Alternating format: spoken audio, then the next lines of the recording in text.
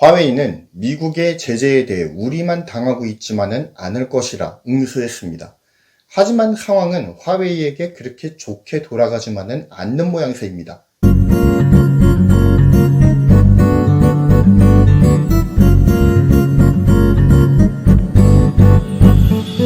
반갑습니다. 반도체와 IT 이슈를 전해드리는 프로듀서 SM입니다. 지난 2019년 5월 16일 미국이 화웨이와 그 계열사 70여 개사를 거래 제한 기업 리스트에 올리면서 미국의 본격적인 화웨이 때리기가 시작되었습니다. 거래 제한 리스트에 추가된 기업은 미국 정부의 별도 허가 없이는 거래가 불가능합니다. 이러한 조치가 시행되면서 구글은 화웨이의 구글 서비스를 중단시켰습니다. 이에 따라 이때까지는 글로벌에 출시되는 화웨이 제품들은 구글 서비스를 탑재를 했었는데, 이제부터는 화웨이 모바일 제품 전 품목에 안드로이드 운영체제와 구글 지도, 지메일, 플레이스토어, 유튜브 등의 서비스를 더 이상 이용할 수 없도록 차단 조치가 내려진 상태입니다. 2019년 12월 미국과 중국 간의 무역 1차 합의가 타결되면서 화웨이에도 숨통이 트일 것으로 전망이 됐었습니다. 하지만 역시 트럼프의 속내는 누구도 예측할 수가 없죠. 오히려 더 강하게 화웨이를 올가매기 시작합니다. 바로 화웨이와 거래하는 기업들 중 미국의 기술이 25% 이상 함유된 부품을 공급하는 기업은 화웨이의 부품 공급을 할 수가 없게 만든 것입니다. 혹은 미국 정부의 허가를 받아야만 하는 것이죠. 그런데 미국에선 현재 미국 부품이나 기술이 들어간 부품의 공급 제한선 내지는 허가선을 25%에서 15%로 낮추려는 시도가 이루어지고 있습니다.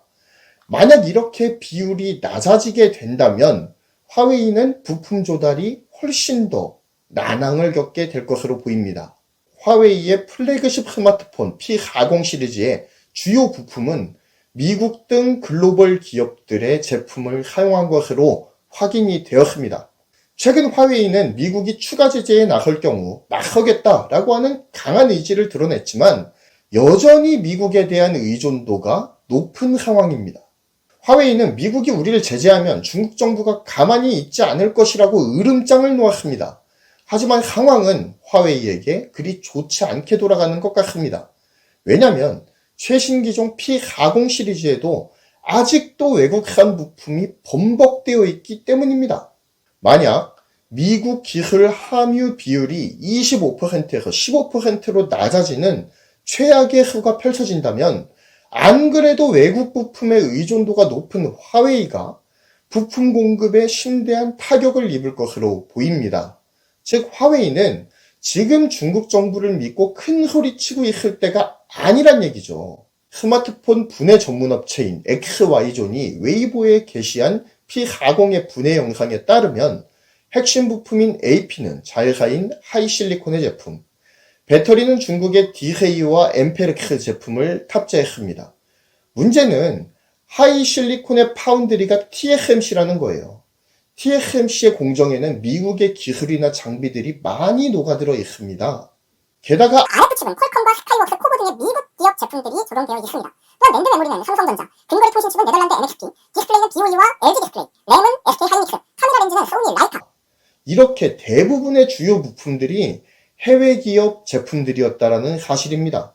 즉, 미국의 제재가 현 상황에서 더 강해질 경우 화웨이의 스마트폰 제조에는 더욱 큰 어려움이 있을 것임을 증명하는 부분이라는 것이죠. 지금으로서는 화웨이가 미국의 제재 방침에 대해서 가만히 있지 않을 것이라면서 응수하는 것이 과연 옳은 것인가 의문이 들기도 합니다. 사실 지난 저의 P40 영상에서 삼성은 아이폰 패키지까지 베끼는데 그걸 카피라고 하지 않고 화웨이 보고 카피한다고 뭐라고 한다고 화내셨던 분이 계십니다. 그런데 삼성이 애플에 스파이를 심어서 의도적으로 애플의 기술을 빼내거나 하지는 않죠. 애플이 먼저 갔던 길이 좋아 보이니까, 그리고 성과가 나니까 그 전략을 따라가는 것입니다. 게다가 애플도 삼성의 전략을 따르기도 해요. 이런 것이 바로 패스트 팔로워 전략이라는 것이죠. 반면 화웨이는 사람을 심어서 기술을 빼내기까지 해요. 말이 기업이지 거의 첩보기관 수준으로 움직입니다. 그게 패스트 팔로워 전략이냐고요? 그건 패스트 팔로워 전략과는 질이 다른 겁니다.